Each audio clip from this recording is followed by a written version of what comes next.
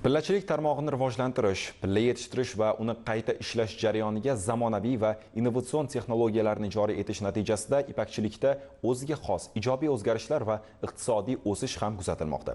Sifatli pilla xom ashyosini yetishtirilmoqda, uni qayta ishlab, mahsulotni xorijga eksport qilish natijasida iqtisodiy foyda olinmoqda. Xorazm viloyatida bu borada amalga oshirilayotgan ishlar hozirgi lavhadan o'rin olgan. Viloyatda 3 ta pillani qayta ishlash korxonasi faoliyati yo'lga qo'yilgan.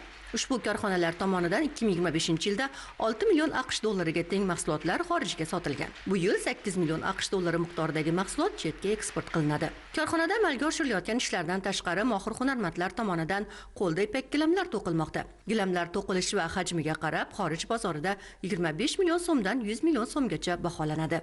Xiva naqshlari hamda miniatyuralardan olib dizaynlarni qayta tiklanganmiz. Gilamlarimiz dunyoning har tarafiga ketgan, masalan, Amerikadan tutib, bu yog'i Yaponiya, bu yog'i Xitoy, Avstraliya, Avstriya, Italiya, Ispaniya tomonlarga mehmonlar kelib bizdan xursand bo'lib olib ketishadi. O'tgan yil gilamlar jilosi festivaliga qatnashdik. Festivalni Xorazmda o'tkazilishi biz uchun juda ham bir mas'uliyatli hamda faxrli. Tarixni bir bo'lagini gilamlarga singdirib, buni festivalda namoyish qilamiz. Oldinlari ipakchilikda bir yilda 2 mavsum bo'lar edi. Hozir esa tutzorlarni ko'paytirish va qulay sharoitdan foydalanib, bir yilda bir necha marotaba hosil olish yo'lga qo'yilgan. Buni Bog'ot tajribasi misolida ham ko'rish mumkin. Yil davomida 3 yoki 4 marotaba pilla xom ashyosini yetishtirish tumanda muvaffaqiyatli sinovdan o'tkazilgan edi.